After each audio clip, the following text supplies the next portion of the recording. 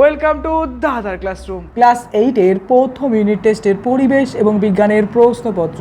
Class 8 first unit test পরিবেশ এবং বিজ্ঞান মডেল কোশ্চেন সেট। দেখো পূর্ণ নাম্বার 30, সময় 1 ঘন্টা। একে বলেছে সঠিক উত্তর নির্বাচন করো। 10টি প্রশ্ন, 10 নাম্বার। একের 1 নাম্বার, এসআইতে বলের একক হলো নিউটন, কুলম, ডাইন, জুল। দেখো এসআইতে বলের একক কিন্তু নিউটন হবে। তো আর একটা আছে, সেটা হচ্ছে সিজিএস। সিজিএসে কি হয়? বলের একক হয় হচ্ছে কি ডাইন। তো বলবো এসআইতে বলের একক কি নিউটন। ওকে। আর বল কি? বল সাধারণত কোনো একটা বস্তুর উপর যা প্রয়োগ করলে বস্তুর কি হয়? অবস্থার পরিবর্তন। হয়তো গতিশীল থাকলে স্থির হবে, স্থির থাকলে গতিশীল হবে, সেইকে বা তাকেই আমরা বলবো বল।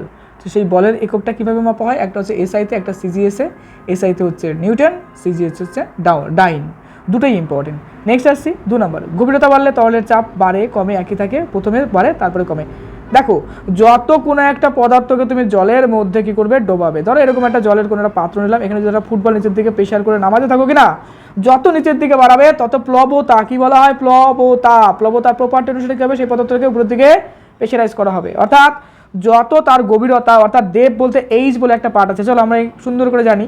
সাধারণত কোনো একটা তরল পদার্থের ক্ষেত্রে যদি বলি যে তার চাপ কি হবে, তাহলে বলবো যে এইচ রো জি। দেখো এইচ রো জি, এটা হচ্ছে প্রপার্টি। ক্লাস 11-এ গিয়ে জানবে এবং ক্লাস 9-এ গিয়েও জানবে। তো P equals to H rho G বলতে এইচ বলতে কি উচ্চতা, রো বলতে কি ঘনত্ব বা ডেনসিটি, আর জি বলতে গ্র্যাভিটি। অর্থাৎ এখান থেকে বলতে পারি যে পি ভ্যারিজেস এইচ, অর্থাৎ এইচ এর মান অর্থাৎ গভীরতা বাড়লে তার কি হবে? তার প্রেশার বাড়বে। এবার তোমার কাছে দেখো সিদ্ধান্ত চলে আসলো, অর্থাৎ গভীরতা বাড়লে কি হবে? তার প্রেশার বাড়বে। একদম চিরতর এই প্রবলেম মাথার মধ্যে সেট হয়ে গেল, কোনো রকম প্রবলেম থাকলো না, ডাইরেক্ট সলিউশন বেরিয়ে গেল, একদম ডিটেলস অ্যানালাইসিস কিন্তু কমপ্লিট হয়ে গেল। নেক্সট 3 নাম্বার, স্টেনলেস স্টিলে লোহা ছাড়া অপর কোন ধাতু থাকে? তামা, রূপা, ক্রোমিয়াম, অ্যালুমিনিয়াম। অবশ্যই স্টেনলেস স্টিলে কি থাকবে? ক্রোমিয়াম থাকবে। আচ্ছা স্টেনলেস স্টিল, ক্রোমিয়াম। ওকে। নেক্সট আসছি 4 নাম্বার, রক্তে জীবাণুকে মেরে ফেলার জন্য মুখ্য ভূমিকা পালন করে লোহিত রক্তকণিকা, অনুচক্রিকা, শ্বেত রক্তকণিকা, স্নায়ুকোষ। অবশ্যই এটা শ্বেত রক্তকণিকা হবে। এটা কি করে? ক্লাস 11-এর সায়েন্সে গিয়ে জানবে যে শ্বেত রক্তকণিকা কি করে? যে কোনো জীবাণুকে সাধারণত ফ্যাগোসাইট পদ্ধতিতে কি করে দেয়? সাধারণত সেই জীবাণুটাকে মেরে ফেলে। যাই হোক, এটা গেল। নেক্সট আসছি 5 নাম্বার, কোষের শক্তিকর বলা হয় কাকে বলা হয়? মাইটোকন্ড্রিয়াকে বলা হয়। কেন? সাধারণত মাইটোকন্ড্রিয়াতে কি হয়? দেখো এটিপি যেটা আছে অ্যাডিনোসিন ট্রাইফসফেট, এটা কি হচ্ছে? সাধারণত এটা কি করছে? এডিপি প্লাস পিআই রিলিজ করছে, যেটা হচ্ছে শক্তি আমরা বলতে পারি। এটিপি কি হয়? Convert to ADP, adenosine triphosphate convert হচ্ছে কি অ্যাডিনোসিন ডাইফসফেটে। অর্থাৎ পরীক্ষায় প্রশ্ন আসে এটিপির পুরো নাম কি বলে দেবা? Adenosine triphosphate. এটিপির পুরো নাম অ্যাডিনোসিন ডাইফসফেট। তো মেইনলি কি হচ্ছে এখানে? যেহেতু কোষের কি বলবো এটা শক্তিকর বলা মাইটোকন্ড্রিয়া, কারণ সাধারণত বিপাক প্রক্রিয়া চলে, যার ফলে কি হচ্ছে? শক্তি উৎপন্ন হচ্ছে, যে কারণে মাইটোকন্ড্রিয়াকে শক্তিকর বলা হয়। একদম ডিটেল অ্যানালিসিস হয়ে গেল। মুক্তিবেগের মান হলো, দেখো মুক্তিবেগ বা এসকেপ ভেলোসিটি কাকে বলা হয়? কোনো একটা পদার্থকে বা কোনো একটা পার্টিকেলকে আমরা যে স্পিডে ঢিল মারলে বা উপরের দিকে ছুড়ে দিলে সেই পদার্থটা কী হবে? এই যদি পৃথিবী হয়, এমন একটা স্পিডে ছুটতে হবে যে সেটা পৃথিবীর গ্র্যাভিটির আকর্ষণ থেকে একদম ডাইরেক্ট চিরকালের জন্য বাইরে চলে যাবে। অর্থাৎ পৃথিবীর যে গ্র্যাভিটি আছে তার আকর্ষণ থেকে মুক্ত হওয়ার জন্য যে ভ্যালোসিটি আমরা দেবো তাকেই বলবো তার এসকেপ ভ্যালোসিটি। এর মান কত? 11.2 কিলোমিটার পার সেকেন্ড। মনে রাখতে হবে, 11-এ আবার জানতে হবে এটা। নেক্সট আসছে আমরা ক্রিয়া প্রতিক্রিয়া সংক্রান্ত সূত্রটি।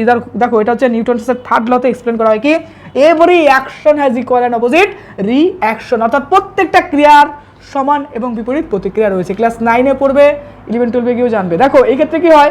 একটা নৌকার থেকে কেউ যদি ধরো লাভ দেয়, তাহলে কি হয়? নৌকাটা পিছন দিকে চলে যাচ্ছে। এই দেখো আমরা যদি বলি সাইকেল চালানোর ক্ষেত্রে দেখো প্যাডেল মারছি, অর্থাৎ প্রেশারাইজ করছি।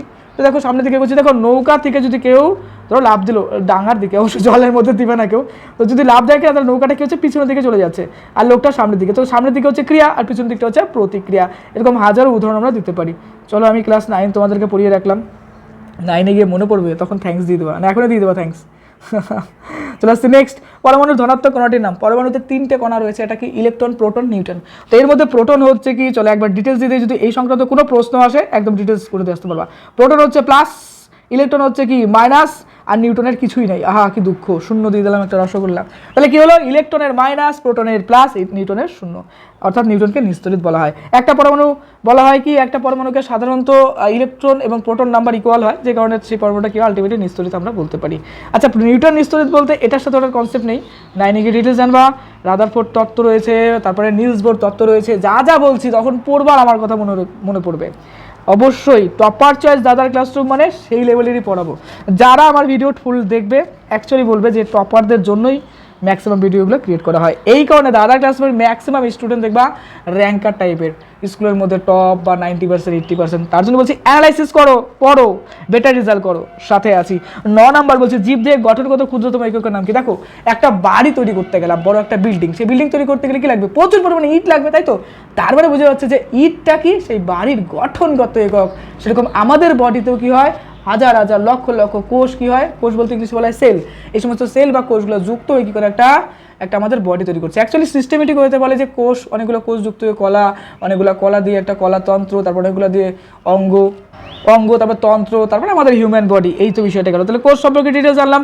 এই কোষের মধ্যে অনেক রকমের পদার্থ থাকে, যেরকম কোষের মধ্যে তরল পদার্থ আছে প্রোটোপ্লাজম, তারা দানাদার অংশ আছে রাইবোজোম, তারপর বলতে মাইটোকন্ড্রিয়া, লাইসোজোম, এই সমস্ত উপাদান নিয়ে কিন্তু একটা কোষ গঠিত। হ্যাঁ, নিউক্লিয়াস আছে, নিউক্লিয়াসের আবার 4টি অপদান আছে। চলো রিভিশন করে নিই। কি হয়? নিউক্লিওলাস আছে, নিউক্লিওপ্লাজম আছে, নিউক্লিওরস আছে, নিউক্লিওজালিকা আছে, তাই না? এই প্রশ্নটা অনেক সময় তোমাদের পরীক্ষা দেয়, নিউক্লিয়াসের কয়টি অংশ, ডিটেলস লেখো। তো আমরা হালকা রিভিশন করে নিলাম। নেক্সট 10 নাম্বার, কোষের আত্মঘাতী থলি কাকে বলা হয়?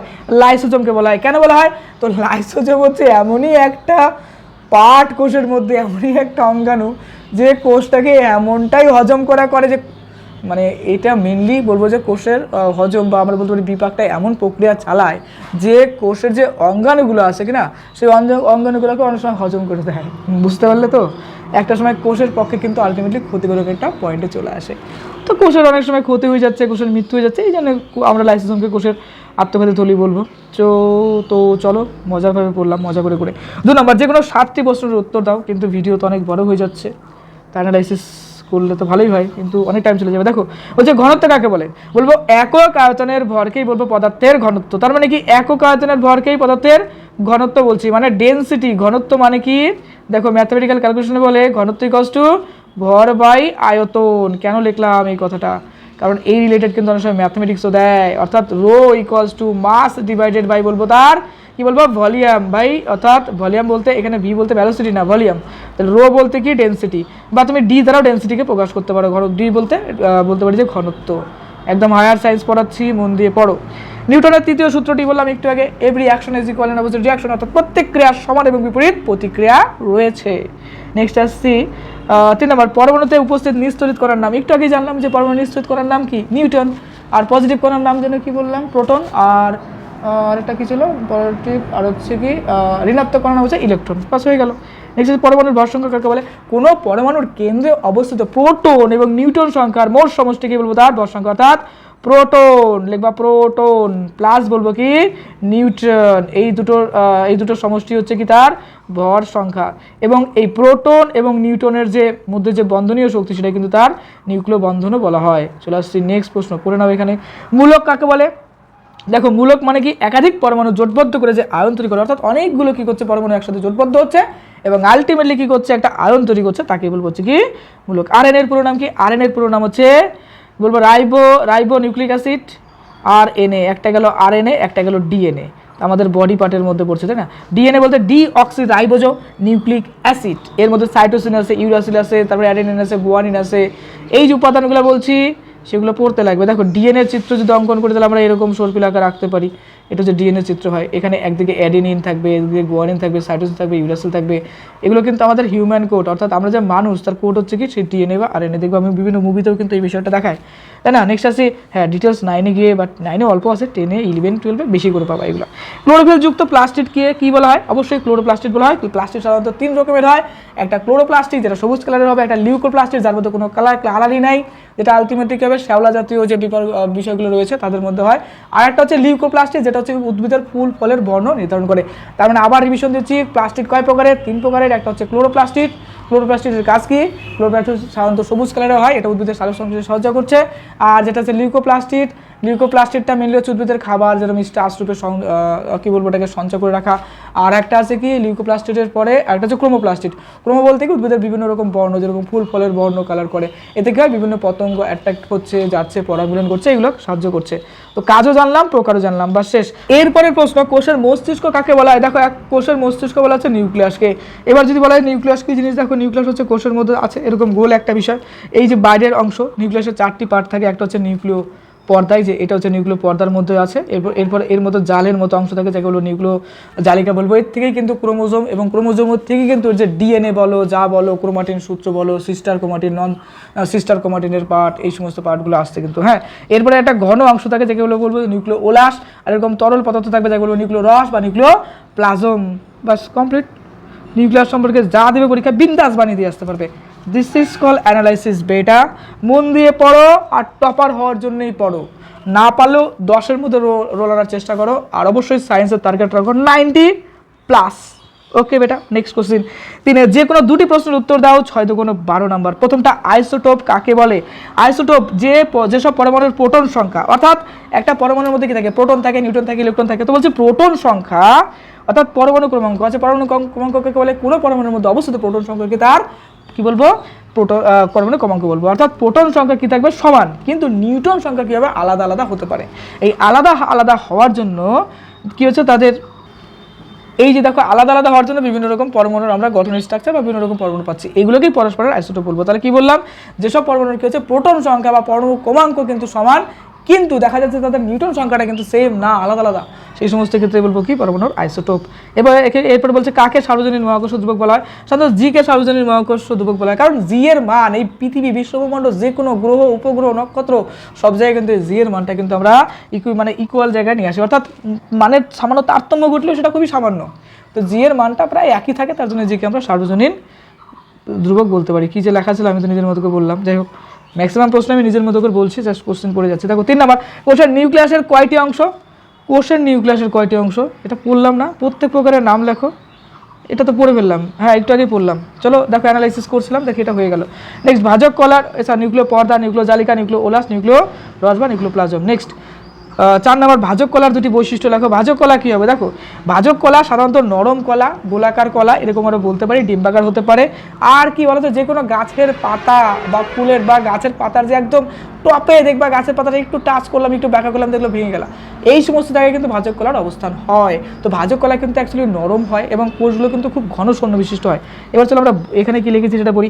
ভাজক কোষ বিভাজনের সক্ষম এবং উদ্ভিদের বৃদ্ধি এবং নতুন অঙ্গ বিশিষ্টতে সাহায্য করে। ক্লাস 9-এ ভাজক কলা সম্পর্কে আরও পড়বা। এবার আসছি 5 নম্বর, বর্ণের তারতম্য অনুসারে প্লাস্টিক কয় প্রকার, এটাও আলোচনা হয়ে গেল।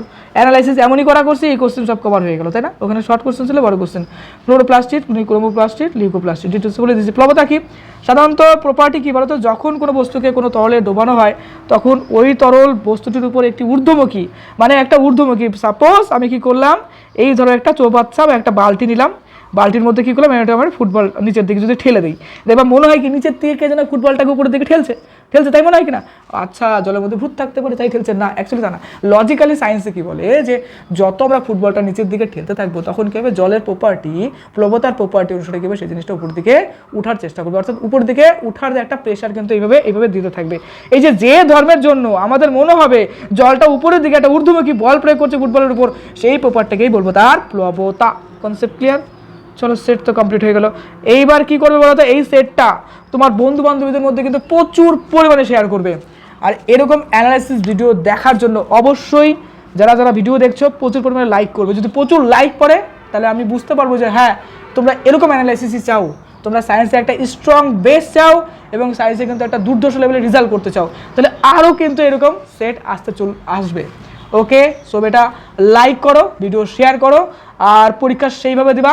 Best of luck for your best exam.